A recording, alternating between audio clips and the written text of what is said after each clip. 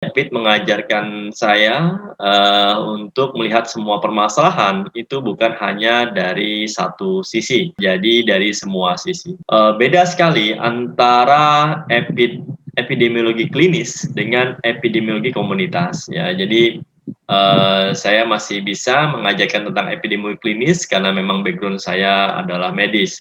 Tetapi karena kita ini kampus Kesmas, jadi lebih spesifiknya yang saya akan ajarkan adalah epidemiologi komunitas. Mencermati dari permasalahan penyakit menular dan penyakit tidak menular itu sebenarnya tidak jauh berbeda ya, memang hanya penyebabnya saja. Kalau penyakit menular itu sudah dipastikan penyebabnya ada jelas ya, artinya bukan tidak diketahui tetapi jelas ya, penyebabnya itu jelas. Beda dengan penyakit tidak menular. Kalau penyakit tidak menular itu penyebabnya tidak jelas, makanya lebih banyak yang dicermati adalah faktor resiko. Sedangkan untuk di penyakit menular itu tidak. Ada orang penderita TB ya yang suka minum kopi, suka begadang, kemudian merokok. Jadi pertanyaannya yang menyebabkan dia menderita TB apa gitu ya. Artinya untuk penderita TB sudah jelas ya, memang rokok bukan menyebabkan dia menderita TB. Kemudian minum kopi dan begadang juga tidak menyebabkan dia menderita TB. Yang membuat dia menderita TB itu sudah jelas, namanya Mycobacterium tuberculosis. Ya, jadi hal itulah yang agak berbeda memang dengan penyakit tidak menular. Nah, jadi di dalam prinsip-prinsip pencegahan ini, mindsetnya dulu nih yang harus dirubah nih. Jadi apakah kalian mau mencegah secara pribadi ya atau individu saja, ataukah ke keluarga, ataukah kelompok, atau masyarakat, atau wilayah? Nah ini berbeda sekali ya, berbeda sekali. Memang butuh literatur yang cukup banyak ya. Jadi artinya apa yang saya sampaikan ke kalian ini dengan contoh itu literaturnya banyak sekali ya, jadi bukan hanya satu. Nah, jadi di dalam riwayat alamiah penyakit itu sebenarnya banyak sekali yang bisa kita dapatkan ya, secara prinsip-prinsip pencegahan pun ada di situ semua sebenarnya. Kemudian prinsip penanggulangan pun ada semua. Ya, kalau ini saya mencoba memberikan mindset dulu nih pada kalian. Kenapa? Karena di dalam materi Kesmas ini tentang konsep program pencegahan dan pengendalian penyakit itu harus mindsetnya dulu nih ya. Ada pencegahan, ada pengobatan, ada pemeliharaan. Pencegahan itu masuk yang namanya prevention, pengobatan medication, ya, pemeliharaan recovery. Ini macam-macam nanti. Kita ada seperti yang saya sebutkan sebelumnya, ada rentang sehat sakit. Ya, dari sehat ke sakit baru ke rest in peace ya, sehat, resiko, gangguan, sickness atau illness, ya, kemudian disease. Ya, jadi pada dasarnya ini yang perlu kalian pahami dulu bahwa ada fasenya ya. Fase ini ya yang kalian perlu pahami dulu nih fasenya ini. Ya, jadi fase ini yang harapannya kalian bisa pilah dulu ya, mana jatah mana gitu. Dari sehat ke resiko, gangguan, baru sakit. Ya, sakit ini bisa berbentuk sickness maupun illness. Baru masuk ke disease, ya, penyakit. Baru apakah nanti sembuh ataukah ini dan rest in peace. Jadi jatah kita itu sebenarnya bisa di semua. Hanya ya yang perlu dipahami adalah literatur. Ya, kalau literaturnya Anda dan saya sama, kita bisa berbicara di semua fase sehat sakit.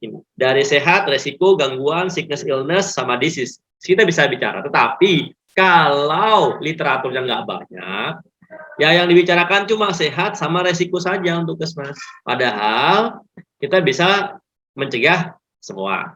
Di sini yang kalian perlu pahami lagi adalah bahwa ada fase yang tadi saya sampaikan bahwa ini ada dari sehat itu ada individu yang sehat, ada keluarga yang sehat, ada kelompok yang sehat. Kelompok ini macam-macam ya, ada kelompok pelajar, ada kelompok pedagang, ada kelompok pekerja, karyawan lepas, yang informal, formal, sama non formal gitu. kemudian masyarakat ya yang sehat dan wilayah yang sehat. Ya, jadi mindsetnya ini yang kalau kalian fokus sekarang itu ke dua ini dulu, ya, ke dua ini dulu, ke individu dan keluarga kalian sendiri. Untuk yang resiko juga sama, ada individu yang beresiko, ada keluarga yang beresiko, ada kelompok yang beresiko, ada masyarakat yang beresiko, ada wilayah yang beresiko. Ya, contoh misalnya wilayah. Kalau tinggalnya di kaki gunung berapi, beresiko enggak? Pasti beresiko. Kemudian apakah ada gangguan? Ada pasti, ya, bisa saya tambahkan ya. Ya, jadi sama antara individu, keluarga, kelompok, masyarakat. Nah, di sini yang Anda perlu pahami adalah bahwa setiap individu, setiap keluarga, setiap kelompok, setiap masyarakat itu pasti ada di fase yang fase sehat, fase beresiko, fase mengalami gangguan, fase mengalami sakit ya, baik itu sickness maupun illness, ada yang fase disease berpenyakit memang, dan ada yang rest in peace. Ya, jadi kalau melihat dari yang ada ini contoh saja ya, artinya kalau individu yang meninggal banyak, individu yang meninggal banyak. Kalau keluarga yang meninggal, ada satu keluarga meninggal dunia karena COVID-19, ya, ada satu keluarga meninggal dunia gara-gara kebakaran. Ya, kemudian ada kelompok, nah ini kelompok pekerja. Ya, ada kelompok ISIS bunuh 11 pekerja tambang di Pakistan. Ya, kemudian ada 11 pekerja tambang rakyat tewas tertimbun longsor. Ya, kemudian ada kelompok pekerja nih, ada 20 pekerja meninggal ya imbas WFO ya, work from office ya 100% di PT Transjakarta. Ya. Nah, kalau misalnya melihat masyarakat dan wilayah ini bisa melihat yang namanya tsunami. Ya, ini kaum Sodom. Ya, kaum sudah selesai nih, masyarakat kaum Sodom selesai. Ya, kaum Ad, kaum Lut, nah banyak sekali ya. Nah, ini yang kalian bisa cermati dari contoh-contohnya. Ini banyak semua sebenarnya contoh-contohnya. Konsep pencegahan pada individu ya, ini kita mencegah sakit ya, mencegah individu yang sehat jangan sampai sakit. Mencegah individu yang sakit jangan sampai mengalami keparahan. Mencegah individu dengan sakit yang berulang jangan sampai mengalami kekambuhan. Ya, jadi mencegah penyakit pada individu ini, mencegah sakit, mencegah parah, mencegah kambuh. Ya, jadi bisa diterapkan pada konsep pengendalian penyakit pada menular maupun penyakit tidak menular. Kalau pada keluarga juga sama, ya mencegah sakit, ya pada keluarga dan rumah sehat nih. Ya artinya kan seperti yang sudah saya sampaikan sebelumnya bahwa standar kita adalah standar keluarga sehat dan standar rumah sehat. Jangan sampai anggota keluarganya menderita sakit atau gara-gara rumahnya orangnya bisa menderita sakit. Kemudian mencegah keparahan pada keluarga dengan anggota keluarga yang sakit dan rumah kurang sehat. Nah, ini untuk mencegah keparahan. Ya, ini seperti waktu bertemu dengan ya waktu itu ada Mbak Rika meneliti tentang TBC. Ya, dia bertemu dengan seorang bapak yang menderita TBC di rumah yang kiri kanannya diapit sama ruko. Ya, ruko, rumah toko, 3 tingkat. Nah, sehingga dia menerima panas matahari tepat jam 12. Seperti itu. Ya, karena rumahnya diapit gitu. Rumahnya kurang mendukung kesehatan. Ya, kemudian mencegah kekambuhan. Ya, ini keluarga dengan anggota keluarga dengan sakit berulang dan rumah kurang sehat. Ini jangan sampai mengalami kekambuhan lagi lah seperti itu. Ya, seperti saat sekarang kami juga berusaha, berupaya jangan sampai anak kami yang menderita asma karena alergi untuk mengalami kekambuhan. Ya, dan kami bersyukur sekali ya, artinya berapa tahun terakhir tidak menggunakan alat nebu. Ya, nebulizer. Oke, nah, pada kelompok juga sama mindsetnya, ya mencegah kesakitan pada kelompok, ya kelompok pelajar, kelompok pekerja, kelompok pedagang, kelompok pengusaha, kelompok acara religi, ya kelompok acara hiburan, ya seperti mancing mania, ya atau goes, bla bla bla dan lain-lain. Kelompok-kelompok, ya mencegah keparahan pada kelompok yang memiliki masalah kesehatan dan mencegah kekambuhan pada kelompok yang memiliki masalah kesehatan yang berulang. Ya, ini bisa sama. Hal yang sama juga pada masyarakat. Ya, sekarang ini di Indonesia sedang berusaha mencegah ya kesakitan kembali atau kekambuhan kembali COVID-19 ya. Jadi mencegah kesakitan pada masyarakat yang sehat, mencegah keparahan pada masyarakat yang memiliki masalah kesehatan, mencegah kekambuhan pada masyarakat yang memiliki masalah kesehatan yang berulang. Ya. Nah, wilayah bagaimana? Sama prinsipnya pada wilayah. Ya, pada wilayah ya sama. Mencegah kesakitan pada wilayah yang sehat, mencegah keparahan pada wilayah yang memiliki masalah kesehatan. Ya, mencegah kekambuhan pada wilayah yang memiliki masalah kesehatan yang berulang. Ya, jadi beberapa contoh misalnya wilayah endemis ya, kita ini wilayah endemis. Ya, endemis apa? DBD, malaria, ya seperti itu. Untuk prinsip pencegahan dan penanggulangan itu ada tahapan ya yang perlu kalian pahami ya, artinya tahapan kalau di dalam riwayat alamiah penyakit itu ada yang namanya prepatogenesis, patogenesis dan pasca patogenesis. Ya, jadi fasenya itu yang perlu dipilah dulu nih ya. Prinsip pencegahan dan penanggulangan penyakit sebelum kejadian, artinya sebelum penyakitnya ada ya. Seperti contoh begini, COVID awal-awal masuk itu sudah terdeteksi di Desember ya, makanya namanya COVID-19 ya. Walaupun penyebarannya lebih banyak di tahun 2020.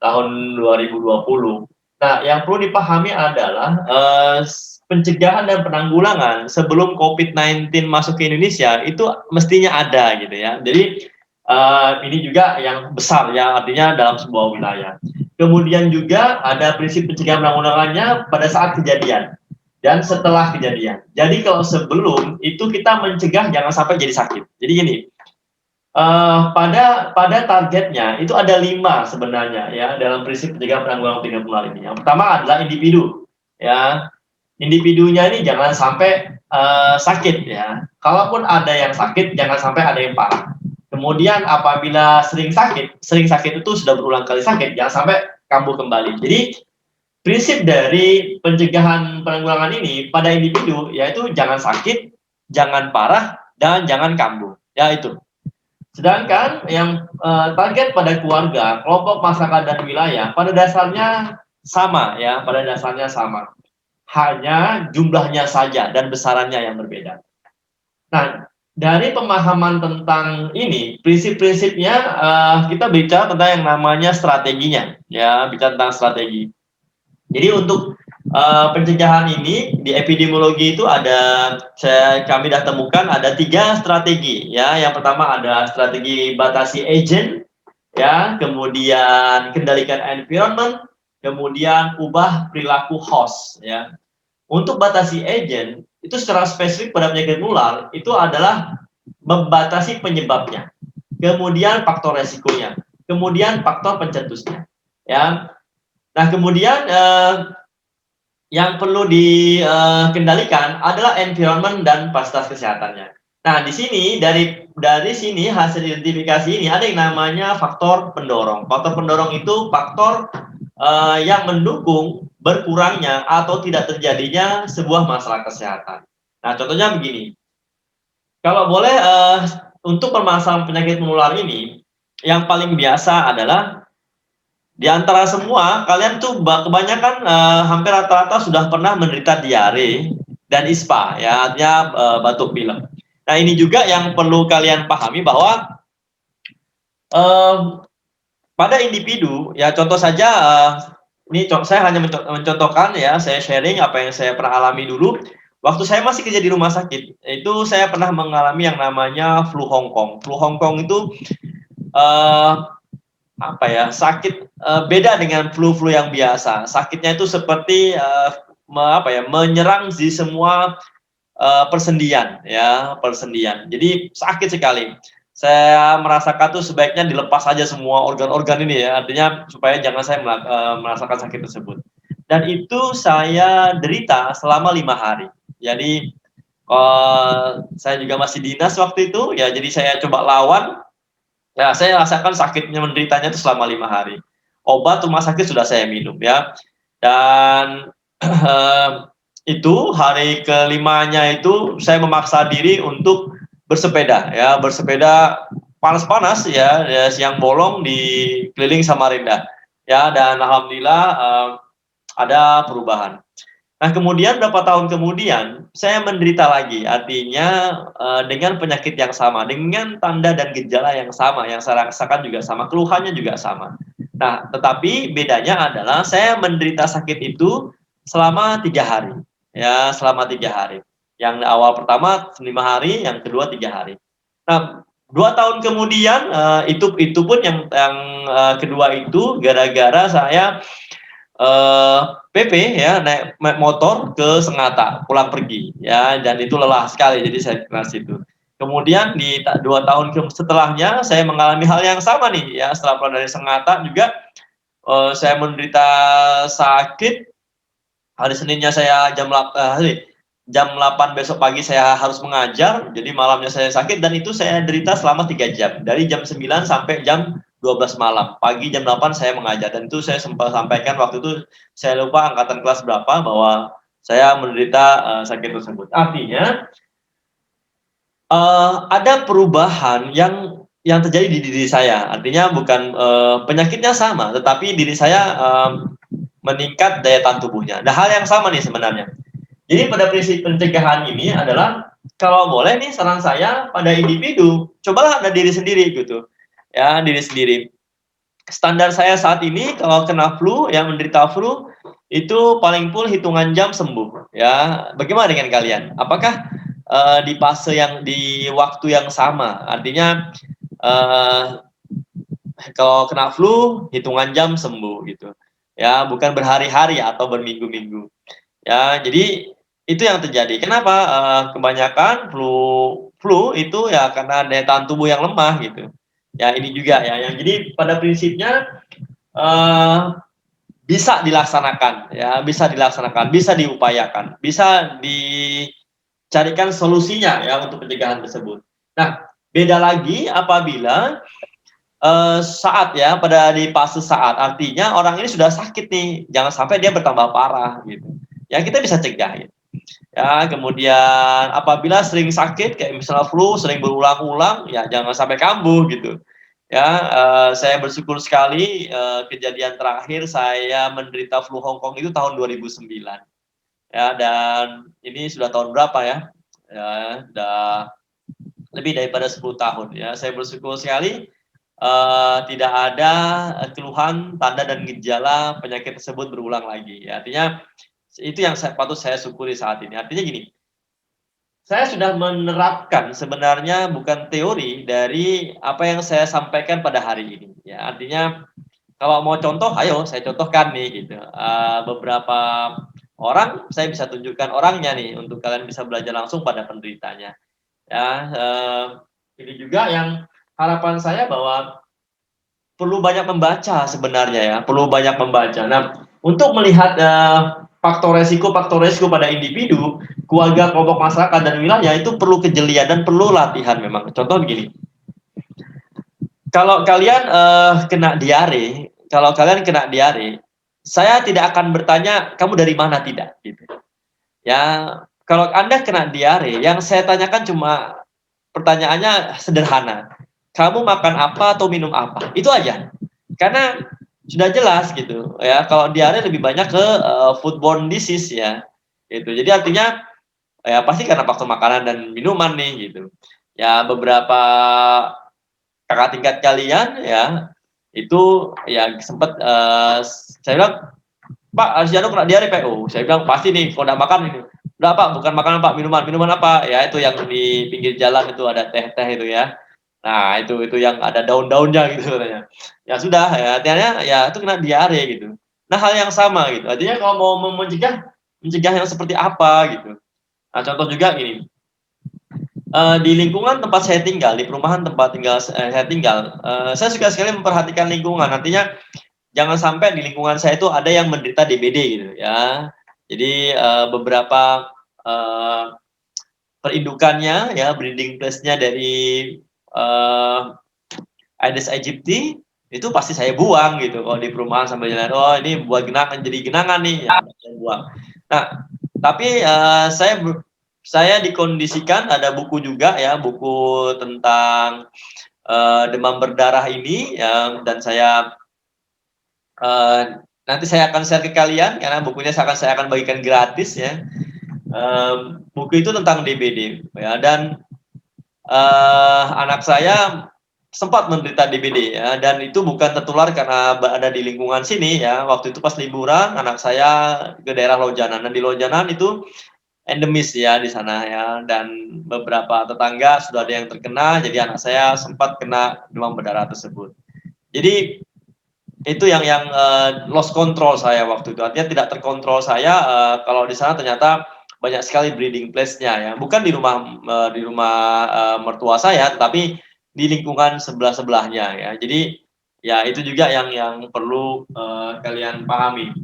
Nah, kemudian dari kondisi lingkungan juga sama ya, waktu itu ada kakak tingkat kalian namanya Bang Syarif, sekarang dia kerja di Lempake sana ya, bagian surveillance, megang surveillance. Nah, dia pernah kerja di perusahaan, ya pemegang sahamnya termasuk orang luar negeri ya, orang bule. Nah, saya sempat tanya apa yang dilakukan, dia bilang, "Pak, untuk ini saya sudah pangkas beberapa pohon-pohon." Nah, gimana caranya? Artinya dia mengendalikan lingkungan. Ya, dia memangkas pohon-pohon yang menghalangi cahaya matahari masuk, kemudian dia juga merubah lingkungan tersebut supaya jangan sampai ada breeding place atau genangan-genangan air, ya, dan itu masuk di dalam strategi yang namanya kendalikan environment. Ya, jadi prinsip pencegahan ini nggak bisa kita hanya melihat dari satu sisi, itu yang pertama. Jadi prinsip pencegahan ini, itu yang harapan saya adalah kalian berpikirlah holistik ya, secara holistik dan komprehensif, artinya menyeluruh gitu. Makanya kalau misalnya masih pola pikir yang sama, Indonesia nggak akan bebas dari penyakit menular gitu. Nah, ini saya ada bukan kenalan, saya lihat di Facebooknya itu, dia kuliah S2 di Harvard University di bagian public health, dan dia cerita bahwa dia ingin mencari penderita TB di Jepang ya. Pas sudah sampai ke Jepang sana, tanya, ya sempat di apa ya, sempat ya disenyumin aja gitu. Kenapa? Ya karena Jepang sudah bebas TB sejak tahun 80 gitu, tahun 80-an gitu. Ya, jadi kalau mau cari penderita TB ya jangan di Jepang, ya carinya di Afrika sana gitu. Akhirnya dia pindah ke Afrika untuk mencari penderita TB. Jadi artinya gini, Indonesia masih bermasalah dengan penderita TBC gitu. Sedangkan di Jepang sudah tahun 80-an itu sudah bebas dari penyakit TBC. Nah, ini artinya bisa zero disease gitu. Artinya bisa zero disease, bisa nol nih angka penderitanya. Jadi itu cuma permasalahan bagaimana prinsip dalam mencegah dan menanggulangi gitu.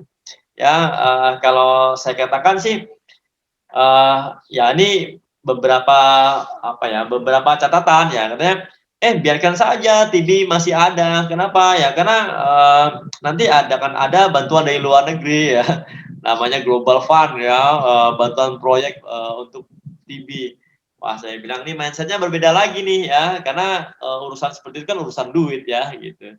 Jadi ini juga yang harapan saya, bahwa kalian memahami dalam prinsip-prinsip ini, prinsipnya adalah bagaimana caranya membuat perencanaan pencegahan dan penanggulangan itu basisnya adalah low cost.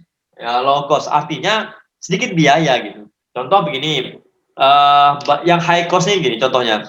Paling mudah untuk menghilangkan penyakit malaria di Kalimantan adalah membakar semua hutannya. Nah, itu prinsip ya. Cuma biayanya besar sekali gitu. Ya, kenapa? Ya karena habitatnya kita habisin gitu. Kalau habitatnya dihabisin, secara otomatis rawa-rawa juga akan berkurang nih, malah bukan rawa lagi, malah makin banjir gitu. Ya, itu juga. Nah, kemudian bukan hanya low cost tapi juga high impact ya. High impact artinya dampaknya besar. Ya, artinya berdampak besar. Prinsip-prinsip ini dalam perencanaan tuh banyak ya. Silakan saja Anda membaca lah, kalau saya katakan, kalau teori silakan baca saja ya. Nah, kemudian yang terakhir adalah continuous. Continuous ini artinya perencanaannya itu bisa berkelanjutan gitu. Ya, bisa diterapkan secara terus-menerus gitu. Jadi nggak cuma apa ya bahasanya sekali ngerjakan sudah gitu ya. Dan itu ya makanya di Indonesia kenapa masih ada DBD terus-terusan endemis ya. Ya karena tadi ya, perencanaannya masih hal yang sama gitu. Kalau misal perencanaan yang sama, biasanya sama ya sudah hasilnya pun akan sama gitu. Ya jadi harapan saya coba deh, banyak membaca lah kalau untuk epidemiologi ini gitu. Banyak saja membaca, nanti kita bisa berdiskusi lebih banyak nih gitu ya untuk, bagaimana caranya prinsip-prinsip pencegahan. Kalau mau contohkan Anda tanya aja deh, biar nanti saya contohkan gitu. Artinya, teori tinggal browsing saja ya, perlu dipahami bahwa PHBS itu saya membagi 2 ya. PHBS itu pola hidup bersih dan sehat itu saya bagi 2. Yang pertama adalah PHB ya, pola hidup bersih. Ya di PHB itu ada 2 ya, yaitu yang namanya personal hygiene sama hygiene sanitasi. Personal hygiene itu kebersihan diri. Ya contoh begini, eh, ini musim kalian di rumahan itu jangan sampai timbul jerawatan ya. Ini contoh saja. Kalau jerawatannya itu di dahi, ya di dahi sini, itu karena personal hygiene. Ya, entah karena tutup pokoknya yang penutup atas itu nggak bersih. Ya, jadi kalau misalnya sering jerawatan di sini ya berarti personal hygiene. Kalau, jerawatannya itu di pipi, ya di pipi saja, nah itu karena korban kosmetik, ya. Tapi kalau misalnya, jerawatnya sewajahan, kemudian ada satu di dagu atau satu di hidung atau nah itu hormonal, ya. Hormon itu ya, biasanya, menjelang menstruasi. Nah, hal yang sama untuk diare gitu. Eee, Gini, bukan bukan bermaksud bahwa kita harus bersih banget, tidak, atau tidak, artinya yang bersih ya, yang penting bersih. Bersih itu dalam artian personal hygiene dulu nih ya, personal hygiene. Kami kalau dulu di keperawatan itu setiap mau melakukan tindakan itu harus cuci tangan. Nah, pertanyaannya adalah cuci tangan dulu gitu. Ya, jadi cuci tangan seperti sekarang ini ya dianjurkan sekali ya, cuci tangan lah. Nah, kalau misalnya kita berpikir bahwa tidak bersih itu bisa mengakibatkan diare, oh berarti semua pemulung sampah atau petugas dinas kebersihan pasti kena diare semua dong gitu. Setiap hari pasti kena diare semua gitu. Ya, jadi ya kalau kenapa sih mereka nggak kena diare ya ya tadi artinya daya tahan tubuhnya cukup kuat, stamina-nya oke, kemudian asupan yang dikonsumsi masih dalam batas wajar, kayak gini.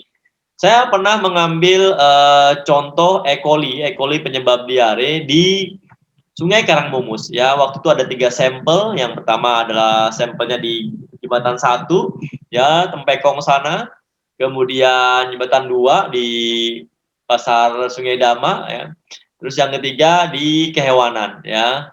Nah dari situ ternyata jumlah E. coli-nya berbeda. Ya, jumlah E. coli-nya berbeda. Ya, jadi setelah diletakkan di agar-agar untuk bahan tumbuhnya, oh banyak sekali yang di jembatan 2 ya, artinya di jembatan Sungai Dama. Kenapa ya? Karena sana gede-gede pasar gitu. Ya, tetapi yang paling sedikit di mana? Di jembatan 1. Kenapa ya? Karena campuran antara Sungai Mahakam dengan Sungai Karangmumus gitu ya. Tadi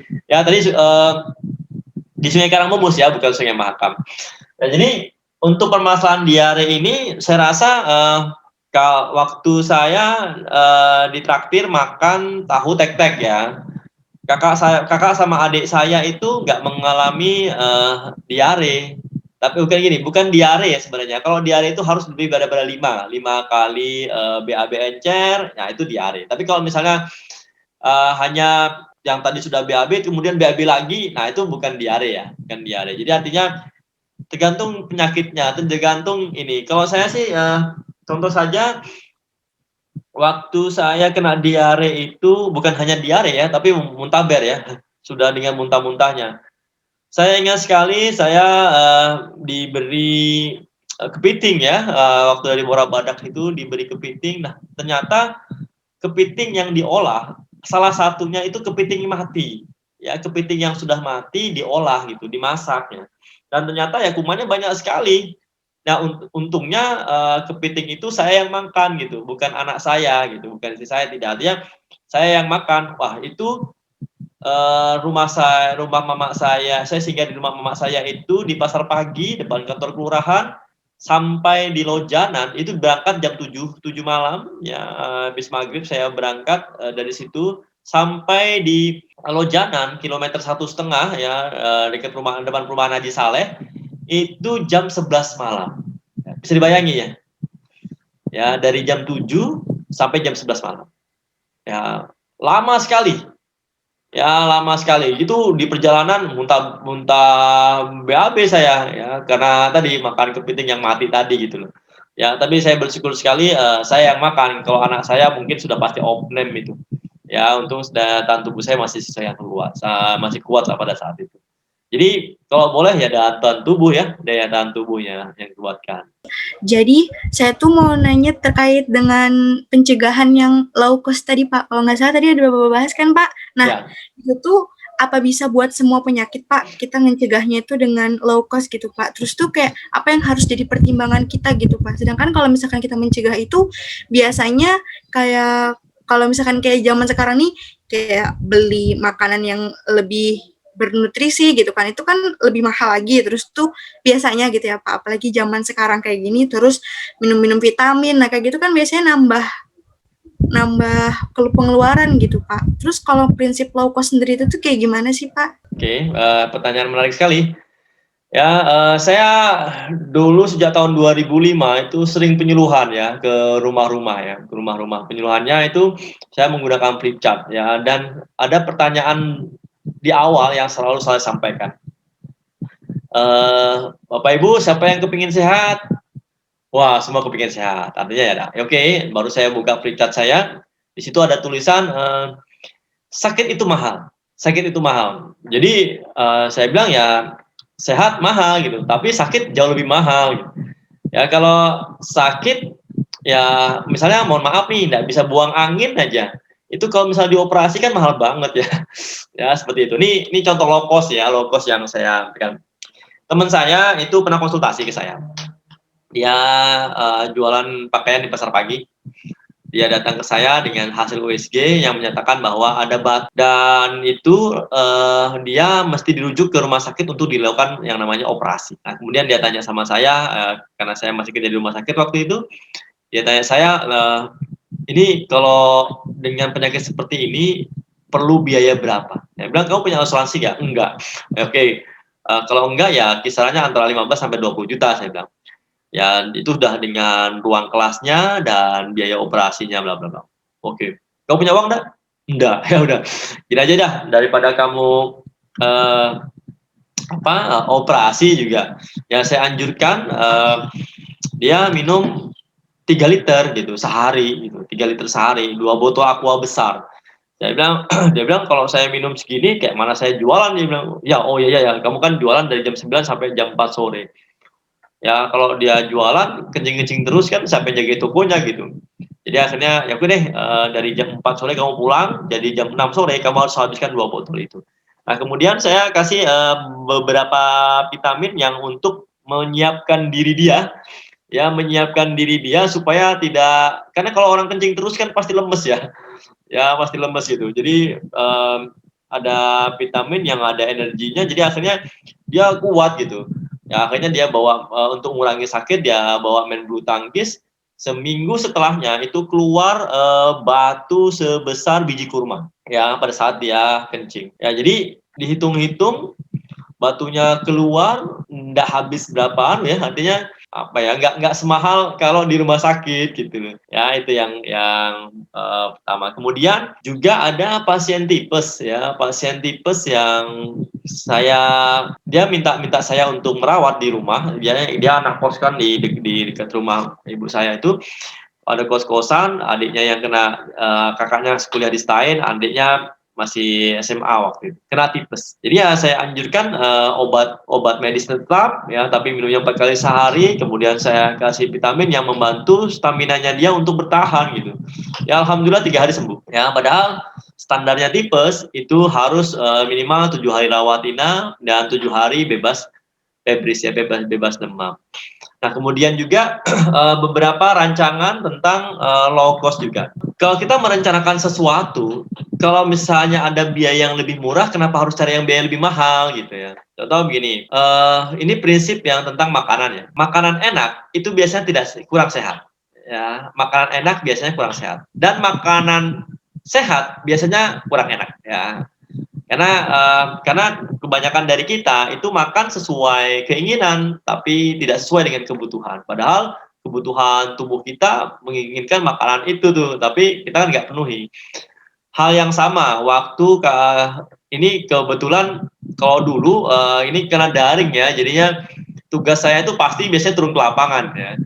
Yang hanya untuk mencermati permasalahan. Nah, waktu itu ada kakak tingkat kalian waktu turun ke lapangan itu ketemu dengan seorang anak balita yang gizinya kurang dan orang tuanya pemulung. Ya, jadi akhirnya saya tanya, kamu sudah anjurkan apa ke orang tuanya? Iya Pak, saya sudah anjurkan untuk makan 3 kali sehari Pak. Oke, bagus gitu. Cuma mereka jawab Pak, jawabnya gimana? Dia bilang gini sih Pak, ya betul deh, memang 3 kali sehari bagus gitu. Cuma kami di rumah ini makan 2 kali sehari syukur-syukur gitu. Ya kalau syukur-syukur 2 kali berarti ya paling sering 1 kali kan gitu. Ya 1 kali sehari. Nah ini juga yang akhirnya jadi sempat dia tanya saya, kalau kayak gitu gimana ya Pak ya? Ya gimana?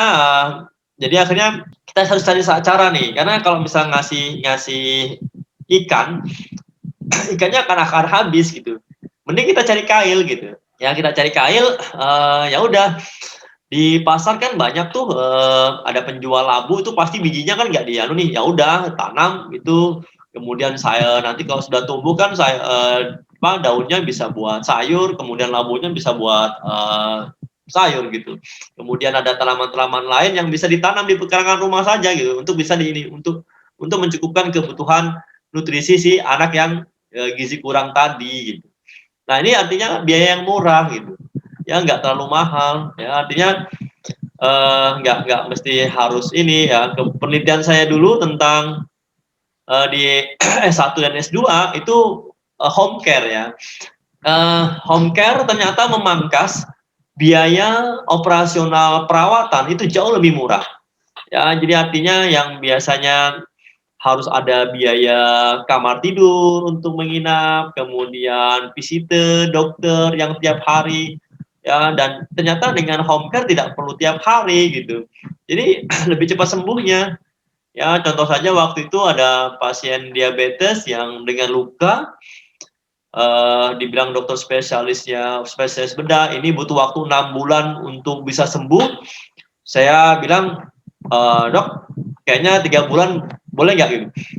Ya sempat tercengang juga gitu, gimana caranya lukanya sembuh dalam waktu 3 bulan? Ya udah akhirnya si pasien bersedia dan keluarganya bersedia untuk saya home care ganti perban, tapi saya ajarin caranya meningkatkan nutrisi tubuh, bla bla bla. Akhirnya ya memang nggak sampai 6 bulan, 3 bulan sudah sembuh lukanya gitu. Artinya low cost ya, artinya nggak terlalu besar biaya gitu.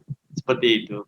Ini contoh-contoh ya, artinya menelisik lebih jauh tentang hasil identifikasi kalian saat ini pada keluarga kalian dan melakukan upaya pencegahan. Nanti kita bicara tentang yang namanya strateginya gimana ya. Ini juga ya yang bisa kalian cermati. Ini apakah sama nih mencegah penyakit pada bayi, balita, anak-anak, remaja, dewasa, lansia? Upaya pencegahannya sama, tapi pendekatannya yang berbeda. Ya, pendekatan pada individu, pada keluarga, pada kelompok, pada masyarakat, pada wilayah itu juga berbeda. Ya, jadi tolong dipahami di situ dulu gitu ya. Ini skematik dari riwayat alamiah penyakit yang saya sampaikan ya di pertemuan sebelumnya. Jadi kita bisa melakukan upaya pencegahan pada fase pre-patogenesis, pada patogenesis, dan pada fase patogenesis. Nah jadi di tingkat-tingkat pencegahan ini ya, kondisi-kondisi pre-patogenesis itu terkadang apa ya, seperti sekarang ini kalian aja nggak nyadar bahwa kita semua berada pada fase pre-patogenesis.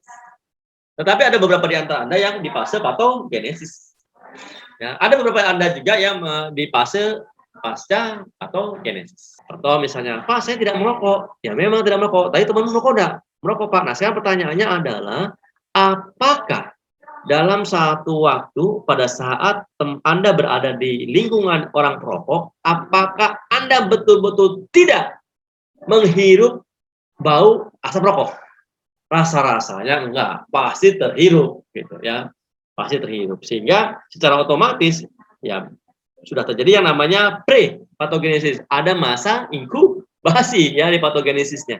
Sudah masuk. Jadi tujuannya dari sini adalah untuk mencegah dengan ya tadi menghindari terbentuknya pola hidup yang menimbulkan masalah kesehatan karena ideologi, karena politik, karena sosial, karena ekonomi, sosial, budaya atau kultural, masa pertahanan, keamanan yang memicu peningkatan resiko penyakit. Ya, kalau ideologi ini banyak, bentuknya banyak. Ya, politik gagal politik juga banyak di dunia ini terlalu banyak. Ya, permasalahan ekonomi sudah-sudahnya, ya, permasalahan sosial juga sama. Kemudian pada primary prevention, ya, pencegahan primer, ini orang saya sebelum sakit nih pada fase susceptibility, di mana jangan sampai timbul ada yang namanya insiden. Ya, dengan kegiatan apa? Promotion, ya, mengurangi peranan penyebab dan penjagaan risiko. Jadi artinya dipintarkan dengan mengedukasi dengan benar. Ya, nah, mengedukasi itu juga nggak bisa pukul rata gitu. Misalnya slide tentang COVID-19, ya, Anda membawa slide tentang COVID-19, ya, Anda mengedukasi masyarakat. Nah, ternyata di masyarakat itu ada kelompok-kelompok ya berdasarkan usia saja dulu.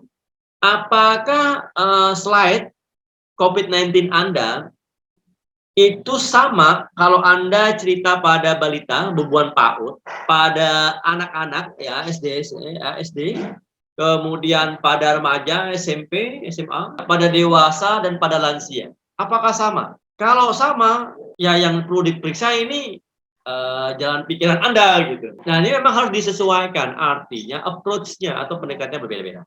Walaupun dengan judul yang sama, health promotion. Kemudian apakah sama specific protection-nya? Apakah sama juga early diagnosis protection-nya? Ya beda-beda, ya jangan disamakan. Jadi untuk scan dari prevention-nya, ini orang yang menderita, ya terlantar menderita sakit. Ya di sini sudah subklinis ya.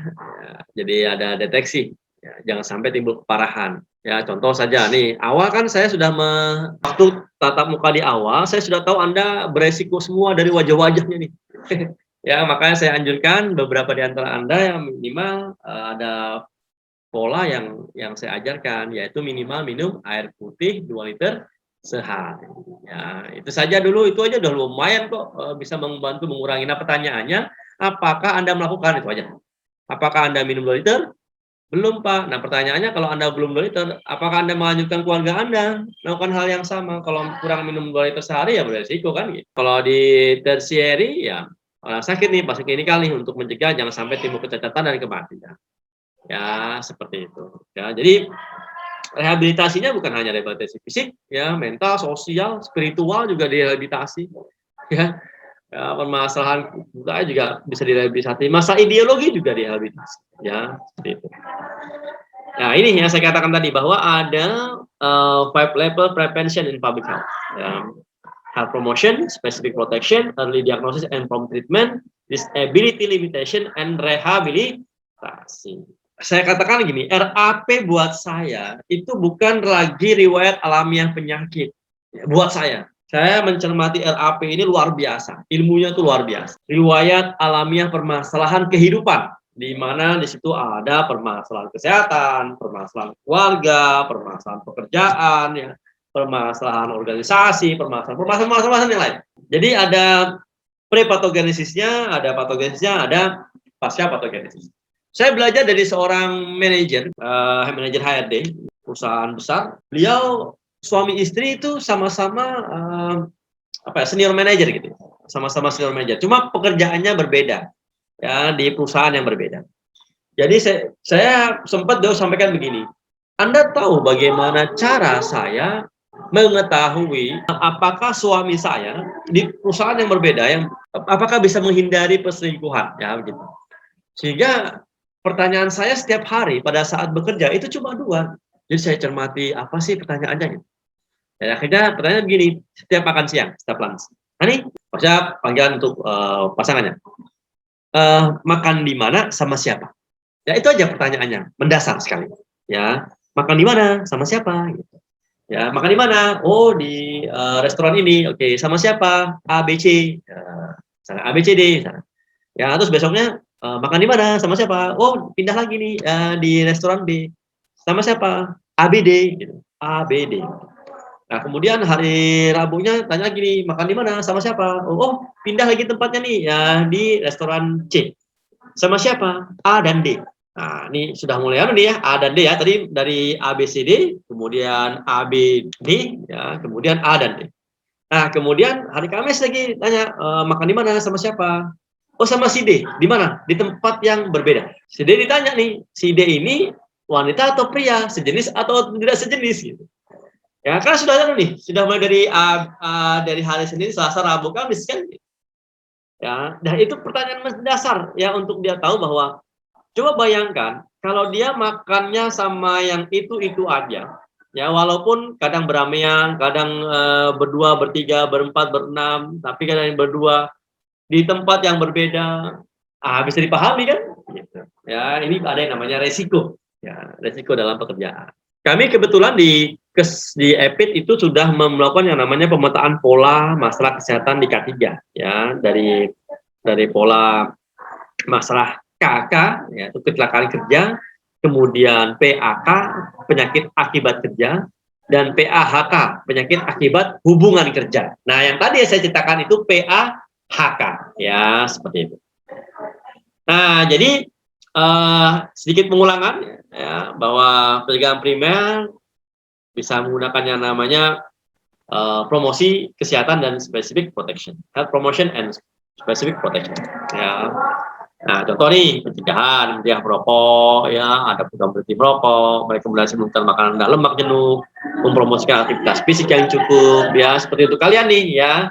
Dengan kondisi daring seperti ini kan banyak yang mager nih, ya mager, malas gerak nih. Ya, sehingga standarnya itu kalian harus melakukan yang namanya beraktivitas ya minimal melangkah 1000 langkah per hari. Minimal. Ya, 1000 langkah. Paling bagus 10.000. Nah, ini pertanyaannya nih, kalau saya pertanyakan apakah Anda hari ini sudah 1000 langkah? Wah, geleng-geleng sudah pasti. Ya. Nah, itu artinya beberapa permasalahan kesehatan hanya karena permasalahan gaya hidup saja. Ada pencegahan khusus, ini perlindungan terhadap kecelakaan kerja, kecelakaan secara umum, penggunaan nutrisi khusus, ya, perlindungan terhadap bahan karsinogenik, ya, menghindari jajan alergen, dan pemakaian APD. Nah, saya sudah melaksanakan pencegahan khusus ini pada anak saya yang menderita asma karena alergi. Ya, dan fokus saya adalah meningkatkan daya tahan tubuhnya. Hal yang sama yang saya lakukan pada diri saya, karena sejak Agustus tahun kemarin, ya saya mendampingi beberapa pasien yang terkonfirmasi COVID-19, ya saya dampingi di rumahnya. Ya, bukan by phone, bukan cuma hanya by phone, tapi di rumahnya saya ukur tekanan darahnya, saya beri edukasi, ya, dan saya lakukan yang namanya pencegahan khusus secara spesifik. Ya, alhamdulillah dari 26 keluarga yang saya dampingi sampai saat ini, ya itu alhamdulillah semua dalam kondisi sehat, ya, optimal dan produktif. Ya, produktif, artinya bisa bekerja kembali. Pencegahan sekunder, ya, ini sudah beberapa dilakukan yang namanya seperti screening, ya, diagnosis dini, screening, IVA, juga untuk serviks, sekal payudara, dan misalnya menggunakan cek kadar gula, ya, cek kadar asam urat, ya, kemudian ada cek-cek yang lain. Ya. Kemudian pencegahan tersier ini ya lebih ke banyak yang namanya rehabilitasi, ya, untuk mencegah kecacatan, ya, dan memelihara kondisi kesehatan. Ini beberapa contoh ya yang di tingkat individu tadi saya katakan ya, ada upaya pencegahannya. Nah, ini harapan saya bisa diterapkan di rumah Anda gitu. Jangan sampai bapak Anda, ibu Anda bertambah parah sakitnya atau berulang atau mengalami kekambuhan. Ya, usahakan itu deh. Jadi intinya terserah mau kayak apa caranya, yang penting di rumah kalian itu zero disease. Kalau bisa zero disease. Jangan ada yang sakit. Contoh nih, kalau misalnya seperti saya kan memang terbiasa dengan kerja kantoran. Jadi karena terkadang di rumah kan ada kerusakan-kerusakan. Nah, ini kan otomatis bukan pekerjaan kantoran ya, itu pekerjaan kasar. Nah, saya sudah apa ya, karena memang tidak terbiasa ya bekerja di tempat-tempat yang kasar ya. Ya kadang tangan saya ter apa ya, teriris misalnya, atau tercucuk paku, ya, atau terpukul palu, ya, atau saya tergelincir, ya seperti itu, ya. Karena saya tahu bahwa saya lebih lebih menguasai di bidang saya dengan administrasi dibanding yang kerja kasar tadi gitu ya. Walaupun bukan tidak bisa, bisa sih, cuma ya tadi nggak ini gitu ya, nggak selihai di administrasi. Ya misalnya stop kontak misalnya ya saya masih masih bisa lah ya. Karena begini, lihat gimana ya, itu cuma satu sebenarnya sih, berpikir zero disease itu aja. Kalau kalian berpikir zero disease, ilmu yang tadi saya sampaikan itu terkuasai semua. Yang saya sampaikan tadi sebelumnya ya. Kalau kalian berpikir zero disease, ya apa caranya di rumah saya zero disease, ya itu aja. Itu semua ilmu yang tadi saya jelaskan itu terpakai semua. Ini contoh mencoba men-screening ya, men-screening, memilah-milah ya, memilah-milah dari masalah kesehatan. Dulu ada, sekarang tidak ada. Dulu ada, sekarang masih ada. Sekarang baru dirasakan. Ya. Dulu ada, sekarang tidak ada. Dulu misalnya ayah pernah kena sakit cacar waktu umur 6 tahun. Ya, kemudian pernah mengalami kecelakaan lalu lintas dan mengalami luka robek di paha dan punggung. Dulu ada, sekarang masih ada. 2 tahun ini sakit kepala sebelah kanan dan masih dirasakan sampai sekarang. Kemudian yang sekarang baru dirasakan, kadang puasa serasa pusing dan rasa bergetar. Nah, ternyata ada faktor risikonya di sini nih. Faktor risikonya, Bapak tidak mau berobat ke dokter, Pak. Bapak masih suka makan makanan menu kerang, lauk, dan kepiting. Nah, seperti itu.